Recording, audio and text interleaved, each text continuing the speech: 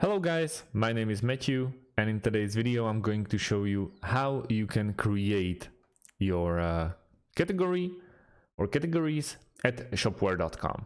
First things first, we have to log in obviously to our Shopware account. As you can see, Matthew Tech Tips, and we are in here. So where to move, where to start? I showed this on my previous video on a beginner's guide, but I want to give this more attention in this one. We have to go to the second option on your left panel and click on categories. Here you have first category, which is My Store. As you can see, you can tweak it around or basically delete it, do everything you want with it. You can even rename it. So let's go with I don't know, let's go with games, and we are going to save it. So now this category will contain games. But if we want to sell something else on our website which is not in the games, for example art, we can create another category. All we have to do is click on this new category option, where we can delete it or do whatever we want with the games category, and we can create a new category after.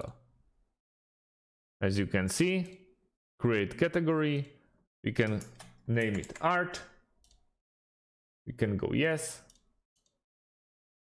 when we don't want this one. Now we can edit it. We can add tags, for example art, paintings, whatever you really want to add there. Then navigation, we can go with main, footer or service, we go main, sales channel, storefront. We can hide the navigation, but we don't have to. Also add a picture, a body class or expertise, anything you like. We can save it as a subcategory, and then we have a products that we can add to this category. We have already one. We can assign like painting of winter will be added to this category of art, and that's about it. It's pretty easy. All we have to do is save it. At the moment you can see the categories under the games, and that's about it. If you have any types of questions, please leave them underneath this video.